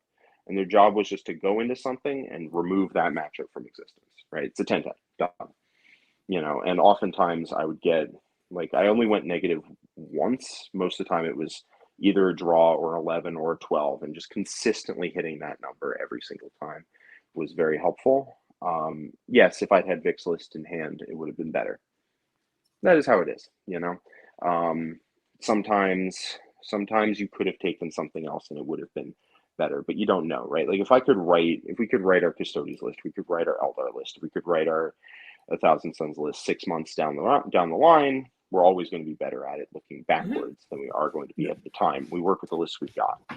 I'm happy with how the Grey Knights performed. They could have been better if they were that particular variant of 1,000 Sons that we didn't have. I was only working on both, Yeah, absolutely. I think that's super fair. And to add to that, I was the one who was developing the Thousand Sons list for Poland, and I was basically stuck on the same idea as you for a very, very long time. So I was running the termies and find them very disappointing, a lot of stuff. And only after our training event at Pyra, where Liam has done particular, where we've just Rhino rubric style list, that I've actually realized that can be run. So yeah, if that wouldn't happen, we probably I wouldn't have taken Thousand Suns as well, or taken the battle variation of Terminators. So nobody going into the WTC this year has had all of the answers. Not a single team, not a single person. So, I mean, and I'm you happy with how the expect Grey that. Knights performed. I am. They did well. They threw people Yeah. off. Like That's we for sure. went in, people were assuming that they were a joke, or people were assuming that we'd lost our minds. And I definitely had a lot of stress over that. Because I was single-handedly the one who designed the list, who pushed for it, who worked it up from scratch, who like did all of the play testing, filled out my matrices, everything, every part of it was me.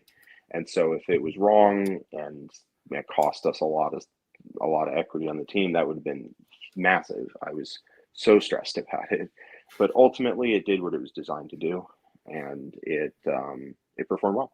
I was happy with it. Nice.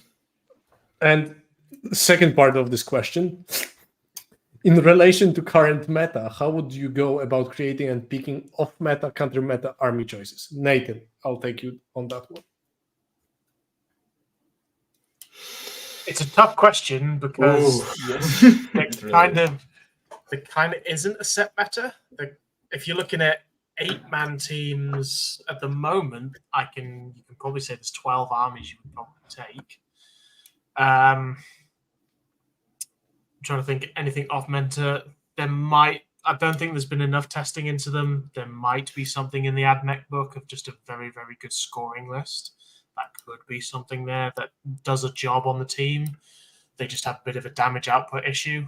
From what I've seen anyway, I haven't done extensive into them. An off-meta list at the moment, I don't think there's enough of a set meta to actually make an off-meta list right now. That's kind of true. I think what you might try doing is focusing around some of the armies that are definitely are going to turn up in an 8-man, which is like CSM, Eldar, stuff like this. And actually, if you have wide enough codex, say, I find Tyranids to be this way, where you can build a lot of different stuff on, especially in teams. I think that is kind of it. You just pick an army that you are really well versed in and that you know the data sheets and all the rules in, and you try to skew into a very specific matchup or two. Something that definitely should appear. So Space Marines, for example, are I would say Space Marines, but they are very hard to skew into because they are running a lot of different builds as well. Tyrannies are hard to skew into because you don't know if you're running against a Horde army or a Monster Mash or something in between. So it's like, it's super difficult. Probably take something that Rex transports is the closest I would say to countering the meta. I mean, the question might be asking like generally, how do you build a counter meta? And if that is the question, then there's like two kinds of counter meta lists. One is a list that's trying to take one or two matchups apart in a unique way. So if you're playing for teams, you can look at the top couple armies and just try to laser focus on a way to solve whatever particular problems they're coming up with. Like you look at the matchup, you look at an army and you say, what does this army in particular not really like to have to deal with? And then you find an army that can do that. The other one would be you try and find some part of an army that's underexplored and you try to broaden it. So that would be you take an army you think might be good and you go back through the Codex and you just read every data sheet with fresh eyes and you try to come up with like, oh, I think that unit could actually enable something here, and then you put it on the table. And that won't work 90% of the time, but if you do it enough times, you'll come up with a cool creation. Then following, I think we're like halfway through, so I'll start. Let's go. I might be skipping some of the questions. Sorry, guys, but I will try to filter. Like, fuck you, Nas. We're not asking your question. What about how he cheesed Exalted and Rhinos? Why are you giving? He was allowed to. No, so we have... Sure, he was allowed to. You're allowed to do a lot of things in life. Should you? No. But not getting top 3 at WTC. Sorry, boy. And then Paul is asking that he has a fun local meta in a city in Maryland, but it's all singles gameplay, and they regularly get 16 or so players to monthly RTTs, but how can they steer the community into teams games? And I think the main problem is that you only have 16 players. It's hard That's to not create- bad. No, that's For workable. teams? You're That's not going very to have a yeah. you're not going to have an 8-person teams event, but you can Yeah, have but you can make 4 doubles. formats. You can have 3-man teams, things like that. Just get the team spirit of working, playing next to people. Like 3-man teams are doable. Excellent. I think formats, 100%. if you can get 4 Do 4 formats, formats. it's perfect. It's perfect because you have 3 games over a day. Yeah, exactly. Yeah. I think it's absolutely workable, and even like to go further, if you go and do like a 4x4 event, it's a great way to introduce people to the format and then get them excited. Because if you have enough people, like a 16 strong group of people interested then in teams, it's super easy to develop a team that you want to go to a bigger event with, for example, or go do some online league with to get the ball rolling. So 16 players, just 4x4 teams on a weekend instead of a normal RTD. I think it's a great idea. Yeah. And then you Just can lower the number develop of that players on into actually going to more national, for example, tourneys. Yeah, if you're running a 4-person event, 4-person team event, what you can do is you just run the back half of WTC pairings. So you ignore the first 2 rounds of pairings, and you just exactly. you just copy the rest of that as your back half of your pairings. That's good.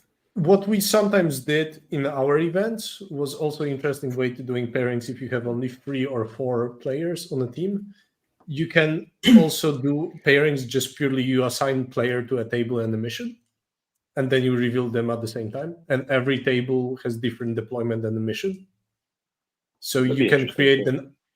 That's what we've done for Freemans, and I think it's quite nice because Freemans can be very boring when it comes to pairings, and you need to create armies that are very well rounded, or like take all commerce style of builds. But if you just can build them specifically for mission and deployment, you can learn something new also. So I think that one is also a nice way of dealing. For example, if you have lackluster terrain base, you can then try to figure something out also with that.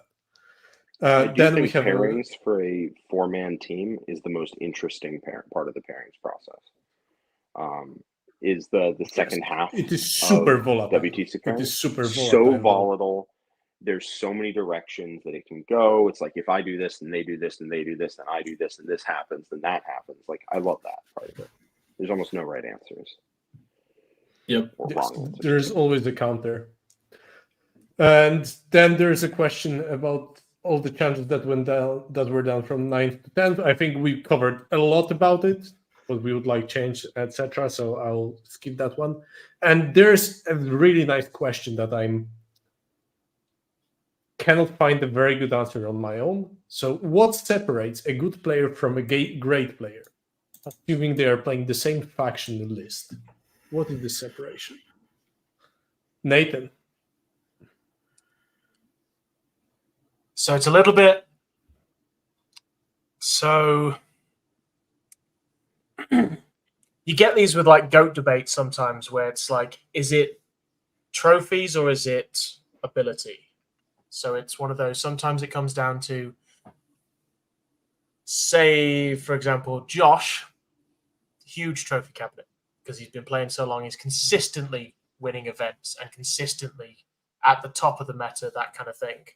So I guess you could argue somebody's a great player. I'm not saying necessarily Josh is, but I'm just saying you could argue that somebody's a great player because they are consistently winning events or consistently doing well, even if it's with the same army, for example.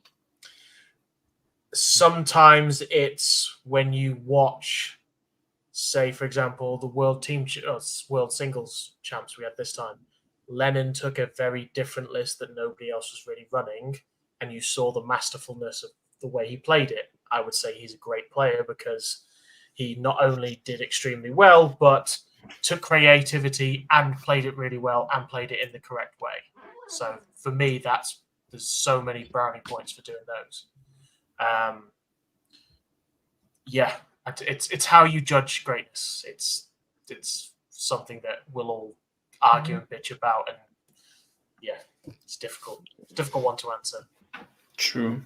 I think for me that would be the ability, something that you mentioned, Nathan, actually, the ability to create an archetype almost, or to develop a list or delve into a faction to develop a list that you know how it's going to function on the table against majority, for example, of pairings before you even put that on the table.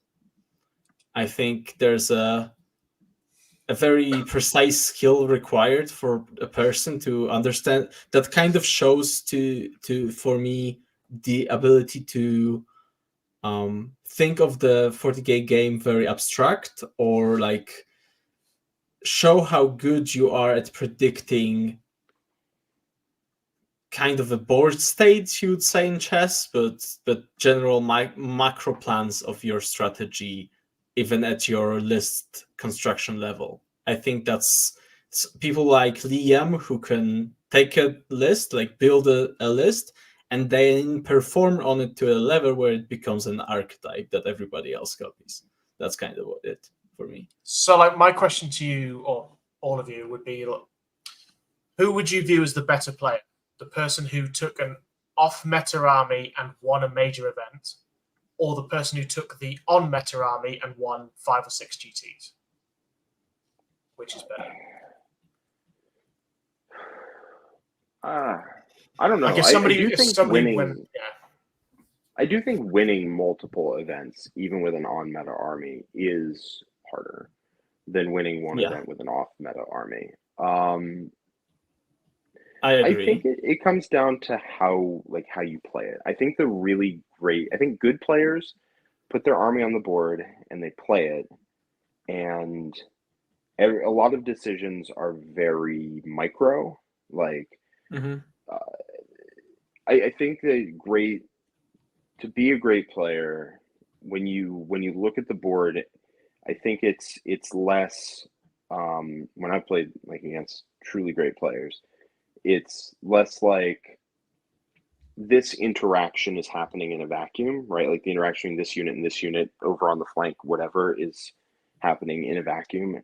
Whereas it's more like the entire board is, you just kind of zoom out more. And there's a lot of little interactions, and how do all of those interactions interact with every other interaction on the board, as opposed to these units are fighting. Right, I'm pushing this objective. Well, how does pushing that objective affect 2 turns from now? And how does it affect my control over this other objective and this other spot on the board? And just then control over that spot on the board affects how this is controlled. Like, if I control this, I can start to shift control over the objective 3 turns later or something, get access to it by turn 5. And just kind of like zooming out and seeing how everything is connected, and how, I don't know, this is a little wishy-washy, I guess, a little bit, but like how things will be affected multiple turns in the future, how things carry forward, and how one spot on the board, one unit supports another, and how different areas in the board are all interconnected. It's just a very different feel. Like, I guess from a team's perspective, we've also seen it from, how many times have you talked to one of your players and they've said, look, something's gone catastrophically, something's gone super, super wrong, and then they play their ass off and they get from a position where they were maybe getting 6 points, so they actually get like 11 and they bring it back and win. For me, that's a great player. So again, that's another way of, when shit hits the fan, where do they go with the game from there? Rather than just going, oh, I've lost, screw it, concede, whatever. They actually like try and fight back for a game as well. Yeah, and there's different things you can be great at. List building is legitimately a skill. It's hard to do. And being able to build good lists, good innovative lists, is hard, as you were saying. Being able to put the lists on the table and play them is another skill.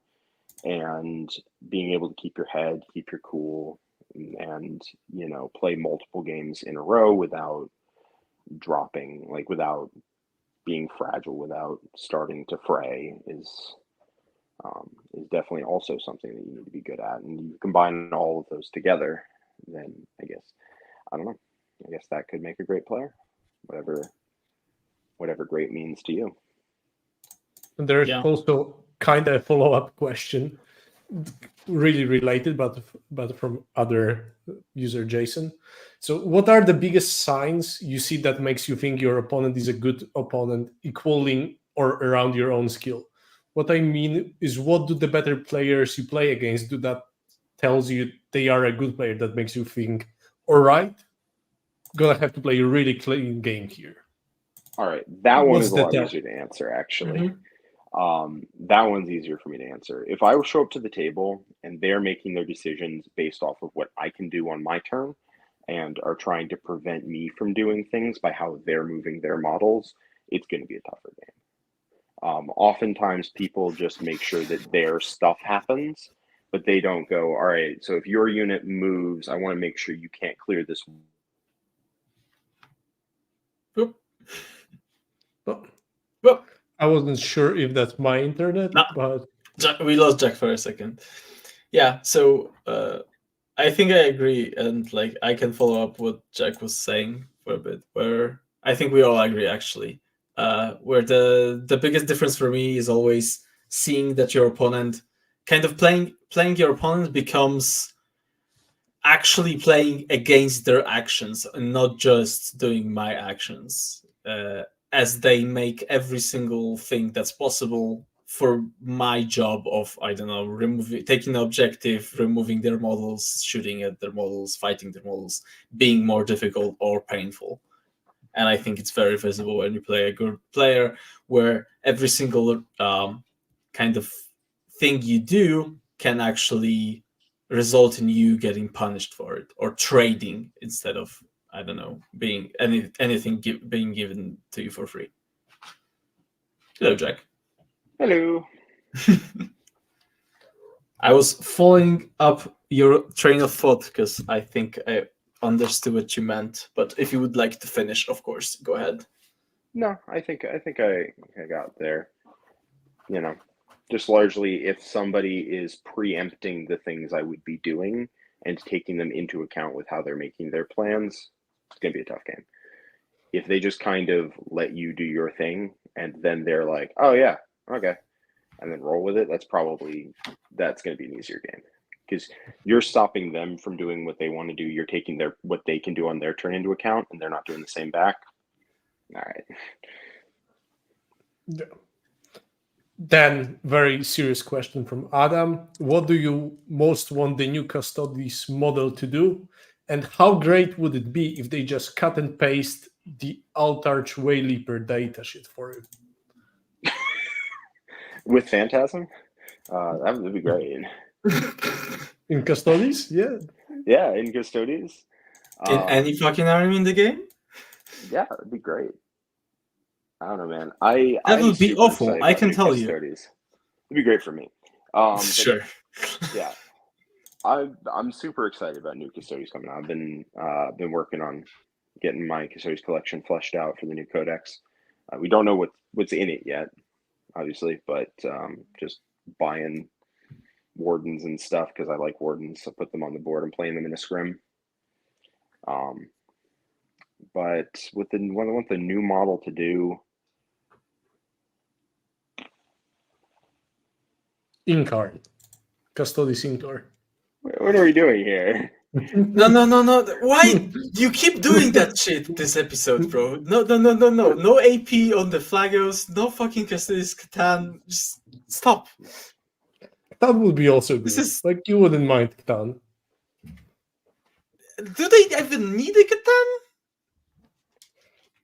Nobody needs a Catan. Not even Necrons need a Catan. I'm gonna be honest. I think we lost Jack again. He was so upset about this whole conversation. I'm So then, next question. Oh, hello. We cannot see you, Jack. But we can hear you, I guess. So Nathan, question for you: How much do you favor reps with an army versus playing the new thing that is broken, looks really good? So Oh, it's from Dick. That makes sense. I usually much prefer reps on an army. Although the singles meta at the moment seems to be very much reps on the meta. If that makes sense. So whatever's busted, get a load of reps with it. They seem to just, even the Eldar players now, when everybody has answers for them, are still doing very well because people have got 1,000 reps in them. Meta chasing, if you're like in the previous question, a great player can still work out well and you can win things, but a lot of people in general, I think, probably need reps on armies more than the few outliers who are great players, I guess. Welcome, I'm actually Bud. gonna take that question because that's Dick, and I know exactly what he's on about because I'm with him in the Vibe Check League. So I'm gonna tell out loud what I've been talking with him in our little chat over there, is because that's a very specific question of I feel extremely good on Chaos Knights and I kind of want to try Crons, and should I? And I think right there is a kind of a different question of just switch armies every time a new hotness arrives, or than normally, I would say, because Dick has been playing Necrons a lot. Like He this played them year, at at least. WTC, I think.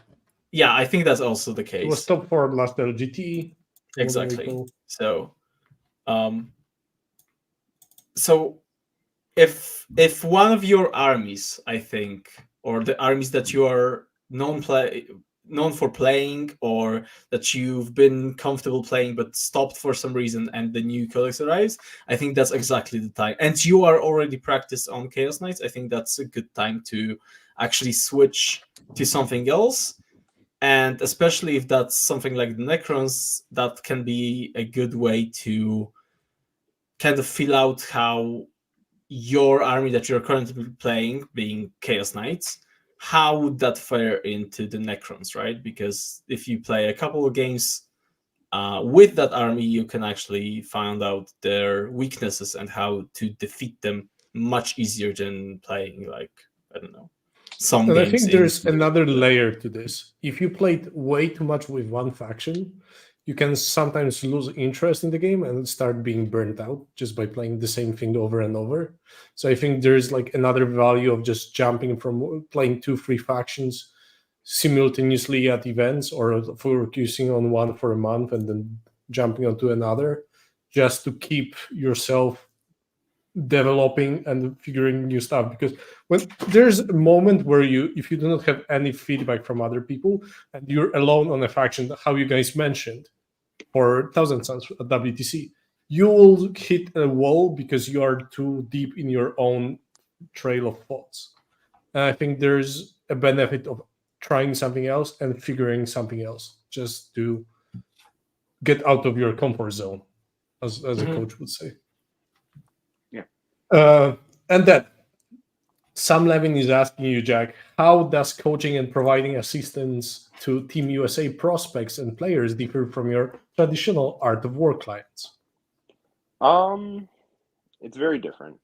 I actually don't have that many personal coaching clients. Not anymore.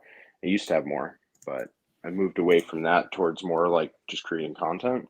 But it is quite different.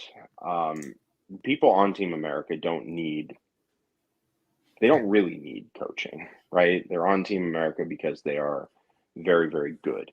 It's mostly about, I've been to WTC more often than people who haven't been at all. And so if there's some experience there, I can help with that. Or I can be, a sounding board for ideas, same as anyone else. And I like to be active, have somebody has a chat about, somebody wants to talk about their army, where their ideas are at the moment. I'll be a sounding board. I'll listen, I'll provide whatever feedback, and then they can take that feedback, and maybe it's good feedback and they can use it and they can make their list better or not. But it's not like I'm trying to impart skill to somebody, right? Because everyone on Team America is very, very good. It's just I can be somebody on the team who can help listen to ideas and just be a person, so you avoid that, you're the only person on an army sort of thing, where you can stall out, as you were saying. And, I can do as much as anyone else on the team would. But in terms of like actually coaching someone who, isn't good enough to make Team America, which is a very, very high bar, it is about trying to get them, a lot of the time it's about trying to get them to think critically about their decisions. It's about trying to get them to, in that moment where they just make a decision, start moving models and doing things, to stop and think and just say like, all right, what am I trying to do here? What are my goals here? What am I trying to get done? Because if you can stop that process and have them actually think about every decision they're making, it makes them a lot better, a lot quicker, right? Because they start seeing, oh, why am I moving my models here, right? Like, what am I doing here? And then after you're all done, like getting better at that, you can jam it together, shortcut it. Like, I go off instinct most of the time, but it's about stopping and actually taking a second before you start touching models, before you start doing anything, to just say, what am I trying to do for this turn? What are my goals? How can I get those done, without just jumping right into it? But coaching for somebody on Team America is just about being, someone else that someone can talk to. Like, there's, I need that, they need that. Just talk. Mm-hmm. And he's down again. Great. Then there's a lot of questions that we touched upon. I will try to head us slowly towards the end. So I have do a rapid fire. Okay, so Nico Rapid was fire asking in the question chat session. about Let's go. show questions. Cool. Me and group of friends are heading to Alpine. Since I would consider myself the most competitive of our bunch, I will be captain. I was wondering if you could give us pointers on what are the best skills we can focus on in preparation. Nathan. I've never been a captain. Pumba, go. Fuck. That's a difficult question to rapid fire. Yeah. Controlling your scoring, as in predicting your score during the game, as in how am I going to score every single turn towards, since the from the beginning to the end in a particular matchup. It's difficult. It comes with practice with a particular army and against armies, and that skill that you develop throughout playing an army multiple times against different opponents, against different armies, can then help you prepare your matrices more accurately, which in turn means you have an edge in pairings, which is a huge thing. So for me, especially if you are newer, go for comfort as much as possible. Try to actually not meta chase, especially if the meta stays relatively healthy as it is now. It's way more important to get your reps in as more less experienced players, to get the data that you put into your matrix more accurate for the person doing the pairings. I think that's as comprehensive as I can get. Yeah, get your matrix right, basically. Exactly. So know your armies inside out. Cool. Yep. Now that our lovely on and go boy is back, Yeah. I've got some questions Yes, about turned. Team USA, because I cannot be asking more, because I'm also starting to be tired, because it's almost 2 hours now. Yeah, So I think my phone is dying, which is what's causing the problems. might be. Heading for... I think it's fair to say that Team USA has gone through a phase of evolution in the last year or two. What have you learned during this process, and what advice would you give to developing teams, national and more local? That's to you, Jack. Oh, that's tough. I think branching out is the single best thing we could do.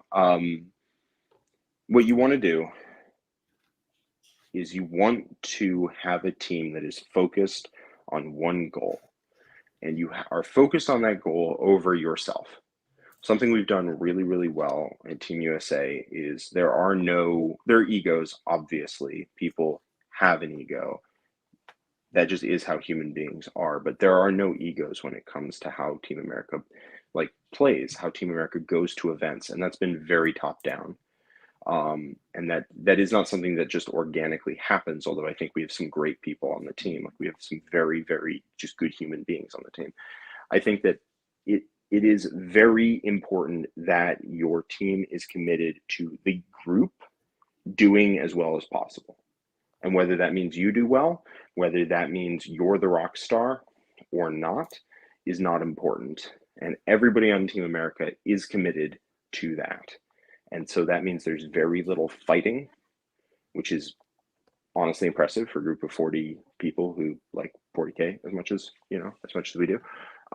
There's very little fighting. There's very little trying to put one person above another. Very little, there's been no undercutting. There's been nobody trying to make someone else look worse to be better or whatever. And I think enforcing that from the beginning is a really big deal for any group. Just having a team goal that everyone is on board with, and it is a group activity, and we're all dedicated to it as much as we can. And I think that's been one of the best parts about Team America for me, is just that we're just all on the same, we're all on the same ship trying to get it to where it needs to go. Yeah. And I can second that in saying that basically doing this, if that's your local team, that can also work. Just keeping it in mind and everybody very honest in what your goal is. Is your goal to be the best team or like to improve? Then you have a very good chance of actually doing so as a team. And like every player being kind of responsible for other players in that sense, where it's a shared goal, not only just one person trying to push everybody out of their comfort zone, for example, but them actually willing to do that and having a conversation. I feel like it's a huge thing. We would tell, because we had a bunch of people on who'd never been to WTC before. We would tell them, listen, you're not on the starting roster, but you still have a very important role for this team. And we tell them that, and they would act like we were just trying to make them feel better. And the phone fight again. Let's go. Okay, we'll get back to that. Sure. I have one question that will be on a closing note. When Jack comes back, he will answer. Sure. So, what's your favorite part of the game, and what keeps you in the hobby aside from the community? Nathan. All of you guys. Aside from... That's just a lie then. But genuinely, what's actually got me back into the game a lot more was doing all the streaming, doing the extracurriculars around talking about the game. Because as much as it's the hobby is the enjoyable part, the best bit is the people around it. I know this sounds very wishy-washy and hippie, but it is a bit like talking to you guys or doing scrims or meeting people at tournaments, meeting your friends at WTC, all that kind of stuff. That's what actually keeps you going. So, yeah. And Jack, you were saying... Oh, yes. I was saying we would tell people that that their role was as important as anyone else's, even if they weren't on the starting roster, and they wouldn't believe us. And then they got to Belgium. And they really found out. And they found out that it turns out that we had like 10 coaches or something, and all of them were important. Yep. 100%. It turns out that if you go to Belgium, if you go to WTC and you're not starting on the team, you're just going to War Masters, which by the way is a great event anyway, you are still an invaluable help.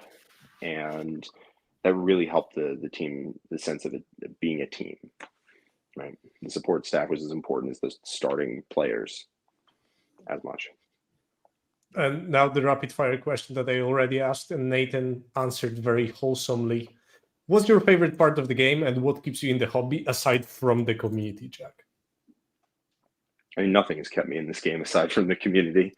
That's what I mean. I was supposed to say that. Like, holy shit, the community is like... What has kept me in this game other than the community? It's been like 5 different games over the last 11 years. Exactly. Like, the only thing that's kept me in has been the community. You go to an event, you make friends there, and you're done. You're toast. You're part of this because it's the only thing, the only place you can get it from. Mhm. You Yeah, know, and The now you first go time back. I you went go to back. ETC, my calendar changed from being a usual January to December. My calendar now is from what? August till August Yep, Yeah, pretty much. for past 11 years, now 12. So Pretty much. Jack, Black Templars Crusaders in Reynolds, yay or nay? they're good. They're good. I don't think they fit in every list. They're good in the Iron Storm. They're all right in Righteous Crusaders. But if you want to include them, they're solid. Cool. And do Necrons, specifically Wraith and Catan heavy builds, have a place in teams? Yes, Yes. definitely. Stat checky, pushy, objective-y kinds of armies will always have a place in teams. Yes. Anything else that you see, Typhus? nope. So on that note, thank you, Jack, for joining us multiple times during you. this one. And leaving us multiple times during this one. I get I will so disgusted. I'm absolutely like, I can't deal with it anymore. I absolutely love now the work that I will have to do while editing, because every time you drop out and join in, it's actually separate audio track. So I'll have to find out where you dropped out and dropped in. So Lovely. it will be lovely. Can't wait. Thank you. Like I can appreciate you more power. Think of this as an opportunity to grow. You know, To listen to as more an of you. editor. Exactly. Yes, that's surely the way I want to progress my career. Completely. Hey, you actually should. Career? So okay, so it was not. It wasn't nice having you as a guest. So on that note, Thanks for having me thank on. you, This is great. and thanks everyone for listening to Those. those shows over the year. Like, to be fair, we started doing lives, and whenever we do lives, and I see at one point that we have 50 concurrent live viewers, it is kind of mental when you would think that would be actual people sitting in the room looking at you.